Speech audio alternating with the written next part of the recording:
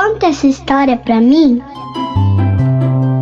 É claro que eu conto. E hoje vou contar um clássico da literatura infantil, Chapeuzinho Amarelo.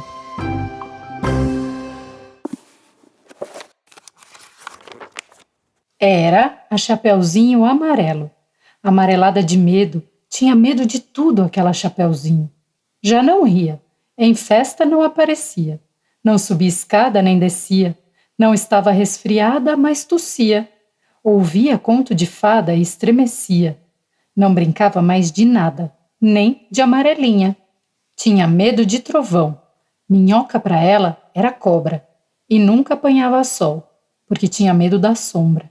Não ia para fora para não se sujar. Não tomava sopa para não ensopar. Não tomava banho para não descolar. Não falava nada para não engasgar. Não ficava em pé com medo de cair. Então vivia parada, deitada, mas sem dormir, com medo de pesadelo. Era a Chapeuzinho Amarelo. E de todos os medos que tinha, o medo mais que medonho era o medo do tal do lobo. Um lobo que nunca se via, que morava lá para longe, do outro lado da montanha, num buraco da Alemanha, cheio de teia de aranha, numa terra tão estranha, que vai ver que o tal do lobo nem existia.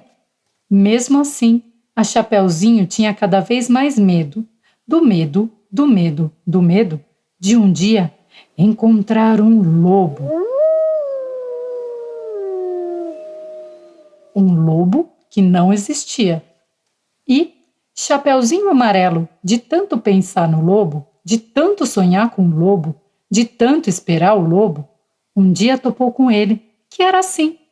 Carão de lobo, olhão de lobo, jeitão de lobo e, principalmente, um bocão tão grande que era capaz de comer 2 avós, um caçador, rei e princesa, 7 panelas de arroz e um chapéu de sobremesa. Mas o engraçado é que assim que encontrou o lobo, a Chapeuzinho Amarelo foi perdendo aquele medo, o medo do medo do medo de um dia encontrar um lobo. Foi passando aquele medo do medo que tinha do lobo. Foi ficando só com um pouco de medo daquele lobo. Depois acabou o medo e ela ficou só com o lobo. O lobo ficou tão chateado de ver aquela menina olhando para a cara dele, só que sem o medo dele. Ficou mesmo envergonhado, triste, murcho e branco azedo, porque um lobo, tirado o medo, é um arremedo de lobo.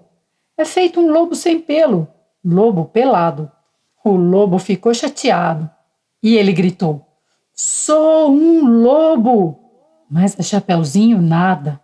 E ele gritou: "Sou um lobo!" Chapeuzinho deu risada e ele berrou: "Eu sou um lobo!"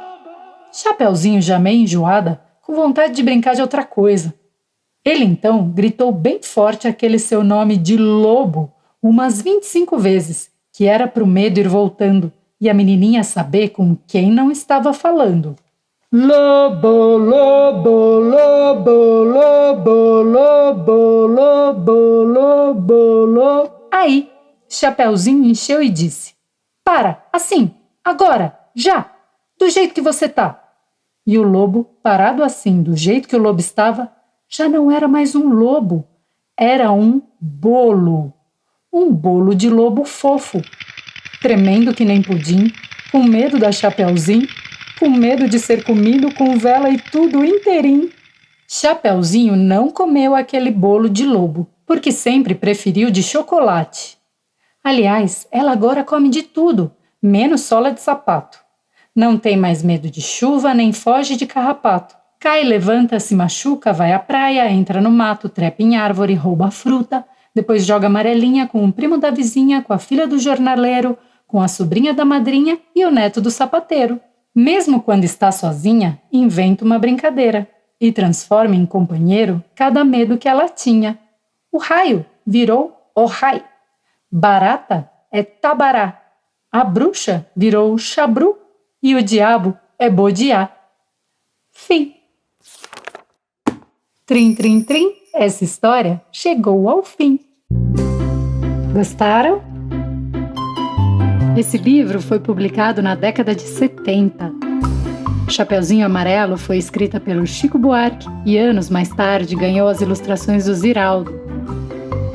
Já está na 40ª edição e 6ª reimpressão.